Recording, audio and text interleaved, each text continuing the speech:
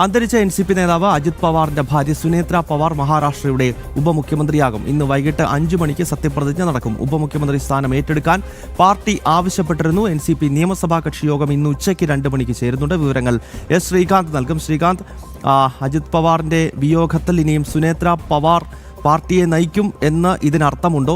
കാരണം അഭിപ്രായ ഭിന്നതകൾ സ്വാഭാവികമായിട്ടുമുണ്ട്. ഒരു കുടുംബ കേന്ദ്രീകൃത പാർട്ടിയാണ്. അതിനാൽ സുനേത്രയ്ക്ക് ഇപ്പോൾ ഉപമുഖ്യമന്ത്രി സ്ഥാനം എന്ന നിലയിലുള്ള ഒരു കീഴ്വഴക്കമാണോ നൽകുന്നത്, അതോ പാർട്ടിയുടെ സ്റ്റിയറിംഗ് തന്നെ ഏറ്റെടുക്കാൻ പോകുന്നു എന്ന സന്ദേശമാണോ ഇത് നൽകുന്നത്?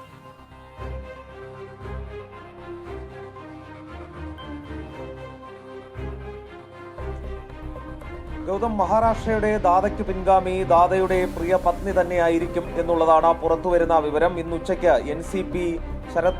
NCPയുടെ നിയമസഭാ കക്ഷി യോഗം ചേരുകയാണ്. അതിൽ സുനേത്രയുടെ പേര് ഔദ്യോഗികമായി നിർദ്ദേശിക്കും എന്നുള്ളതാണ് മനസ്സിലാക്കാൻ സാധിക്കുന്നത്. അനൌദ്യോഗികമായി ഇതിനോടകം പാർട്ടി അത്തരത്തിൽ തീരുമാനം എടുത്തു കഴിഞ്ഞു. വൈകിട്ട് 5 മണിക്ക് സത്യപ്രതിജ്ഞയ്ക്കുള്ള ഒരുക്കങ്ങളും ഇതിനോടകം ആരംഭിച്ചിട്ടുണ്ട് എന്നുള്ളതാണ് മനസ്സിലാക്കാൻ സാധിക്കുന്നത്. ഗൗതം ചോദിച്ച ചോദ്യത്തിലേക്ക് വരികയാണെങ്കിൽ, പാർട്ടിയുടെ സ്റ്റിയറിംഗ് എന്തായാലും സുനേത്രയുടെ കയ്യിലേക്ക് പോകുന്നതിനുള്ള ഒരു സാധ്യതയും ഇപ്പോഴത്തെ രീതിയിൽ കാണുന്നില്ല. അതിന് പല ഘടകങ്ങളുണ്ട്.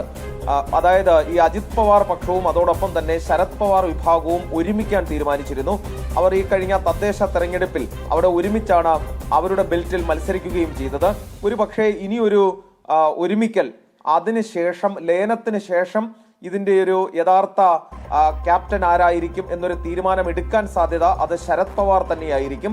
അത് ഇന്ത്യൻ രാഷ്ട്രീയത്തിലെ രാഷ്ട്രീയ ഭീഷ്മാചാര്യർന്നോ ചാണക്യനോ ഒക്കെ പറയാവുന്ന വ്യക്തി തന്നെയാണ് ശരത് പവാർ. ശരത് പവാറിനെ ആരും പഠിപ്പിക്കേണ്ട കാര്യമില്ല ആരായിരിക്കണം ആ സ്റ്റിയറിംഗ് ഇനി കൈയാളേണ്ടതെന്ന്. അത് സുപ്രിയ സുലെ, സ്വന്തം മകൾ തന്നെയായിരിക്കും എന്ന കാര്യത്തിൽ ശരത് പവാറിനും സംശയമില്ല. ശരത് പവാറിനേക്കാൾ സംശയമില്ലാത്തവരാണ് NCPയിൽ ഉള്ളവർ എന്നുള്ള കാര്യത്തിൽ സംശയം വേണ്ട.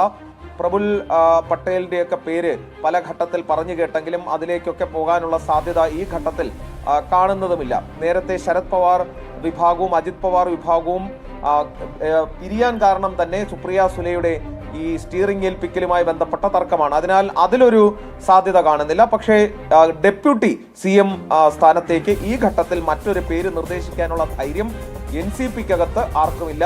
അത് കുടുംബ പാർട്ടിയാണ് എങ്കിൽ പോലും ഈവൻ ശരത് പവാറിന് പോലും സുനേത്രയുടെ പേരിന് പകരം അജിത് പവാറിന്റെ പിൻഗാമിയായി മറ്റൊരാളുടെ പേര് നിർദ്ദേശിക്കാനുള്ള ധൈര്യമില്ല എന്നുള്ളത് തന്നെ പറയേണ്ടി വരും.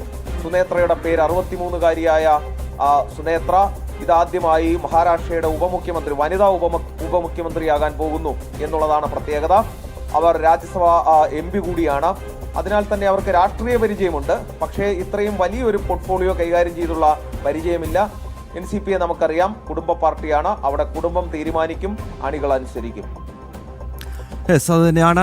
കുടുംബ കേന്ദ്രീകൃത പാർട്ടിയാണ് നാഷണലിസ്റ്റ് കോൺഗ്രസ് പാർട്ടി. അതിനാൽ തന്നെ സ്വാഭാവികമായിട്ടും ശരത് പവാറും പവാറിന്റെ കുടുംബവും ഒക്കെ തീരുമാനിക്കുന്നതനുസരിച്ചാകും NCPയുടെ നിയന്ത്രണം ഇനിയും ആര് ഏറ്റെടുക്കണമെന്നത് സംബന്ധിച്ചുള്ള കാര്യങ്ങളിലേക്ക് പോകുക. എന്തായാലും മഹാരാഷ്ട്രയുടെ ഉപമുഖ്യമന്ത്രി സ്ഥാനത്തേക്ക് സുനേത്ര പവാർ എത്തുമെന്ന് ഉറപ്പായി കഴിഞ്ഞിരിക്കുന്നു. ഉച്ചയ്ക്ക് മുംബൈയിൽ നിയമസഭാ കക്ഷി യോഗം NCPയുടെ ചേരും. വൈകിട്ട് 5 മണിക്ക് ഉപമുഖ്യമന്ത്രി സ്ഥാനത്തേക്ക് സുനേത്രയുടെ സത്യപ്രതിജ്ഞയുണ്ടാകും. വിവരങ്ങൾ ശ്രീകാന്താണ് നൽകിയത്.